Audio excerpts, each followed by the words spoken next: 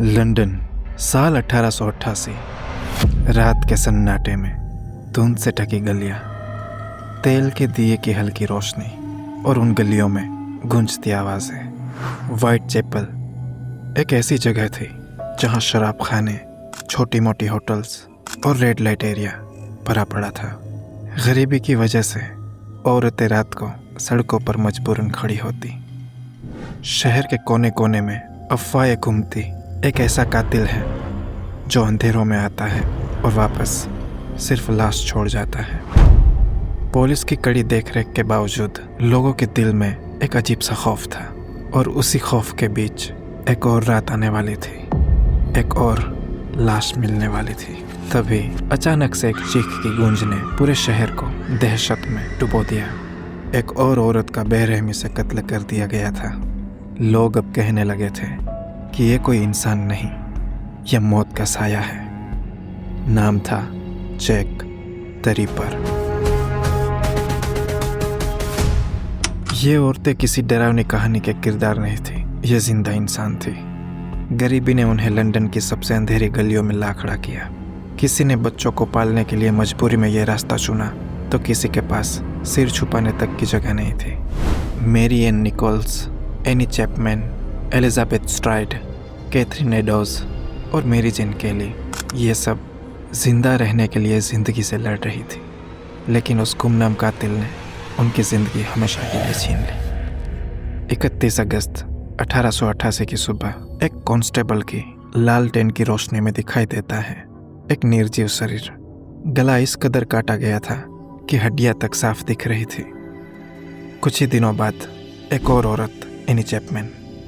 इस बार कत्ल और भी खौफनाक था।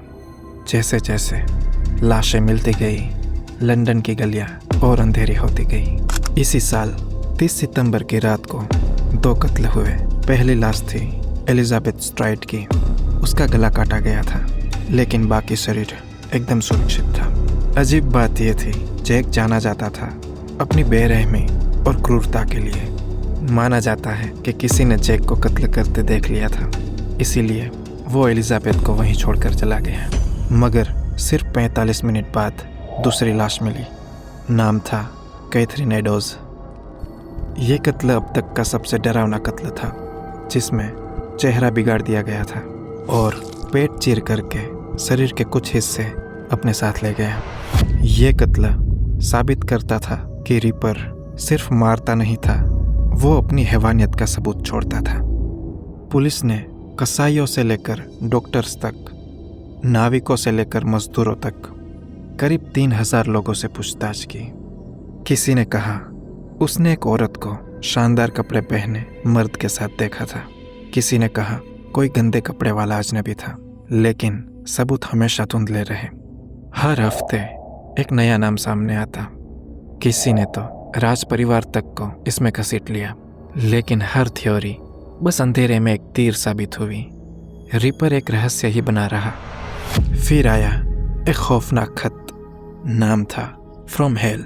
साथ में एक छोटा डिब्बा था जिसमें आधी ह्यूमन किडनी भेजी गई थी। चिट्ठी में लिखा था, मैं तुम्हें एक औरत की किडनी का आधा हिस्सा भेज रहा हूँ, बाकी का आधा हिस्सा मैंने तलकर खा लिया है। सवाल यह था, क्या यह कैथरीन एडोज की किडनी थी? अगर हाँ, तो यह किसी भी पुलिस के लिए अब तक का सबसे डरावना सबूत था। यह पढ़कर पुलिस भी सन्न रह गई।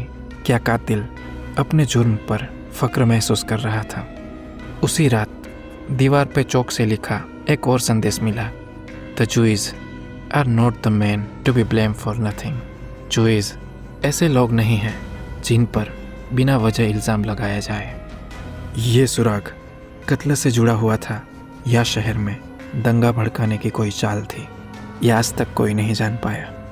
9 नवंबर 1888, मेरी जेन केली का छोटा सा कमरा। सुबह जब दरवाज़ा तोड़ा गया, अंदर का मंजर देखकर पुलिस तक कांप गई। चेहरा पहचान से परे काटा गया था, अंग इधर उधर बिखरे पड़े थे।